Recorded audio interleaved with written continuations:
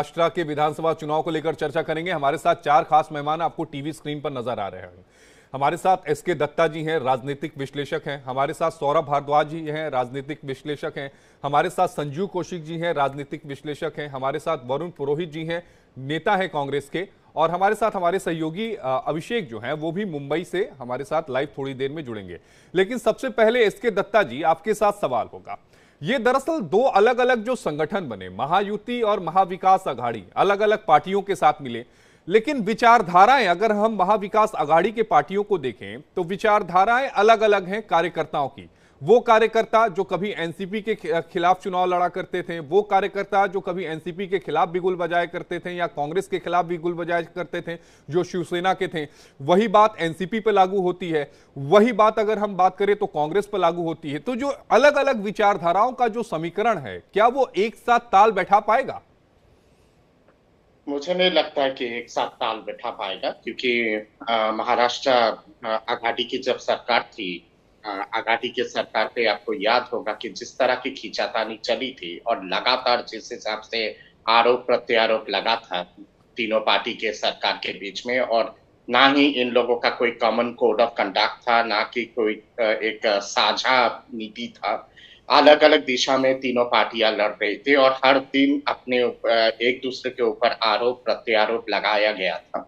और गवर्नेंस तो कहीं ना कहीं पे वो सरकार के दौरान बिल्कुल चरमरा गया था। और जिस हिसाब से अलग अलग प्रांतों पे जिस हिसाब से वायलेंस हुआ, जिस तरह की खींचातानी हुई है, वो जनता ने देखा है महाराष्ट्र के। उसके बाद जब भाजपा, शिवसेना और एनसीपी की सरकार आई, कम से कम इस सरकार में एक साझा रणनीति के हिसाब से और एक साझा नीति के हिसाब से सारी चीजें तैयार हुआ है। उसी नीति के हिसाब से केंद्रीय सरकार के आशीर्वाद के साथ और केंद्रीय सरकार के सलाह मशवरे के साथ ये सरकार चली है। तो जब कंपैरिजन की जब बात आएगी, दोनों सरकार की ट्रैक रिकॉर्ड की कंपैरिजन की बात आ जाएगी, और उस पे मुझे लगता है कि आघाड़ी का जो गठजोड़ है वो कहीं ना कहीं पे कमजोर नजर आता है मुझे एनडीए गठजोड़ के सामने।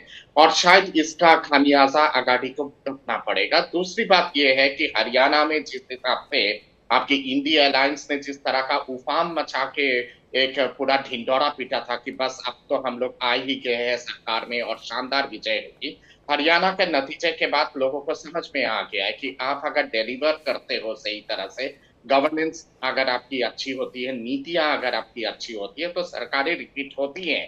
और ये चीज कहीं ना कहीं पे एक प्लस पॉइंट है एनडीए के लिए।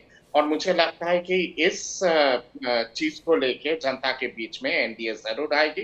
अब जनता फैसला करेगी, पर अभी जिस तरह का हवा है, जिस तरह का रुख है, उस पे मुझे कहीं ना कहीं पे आघाड़ी तो बहुत पीछे लगता है एनडीए के मुकाबले।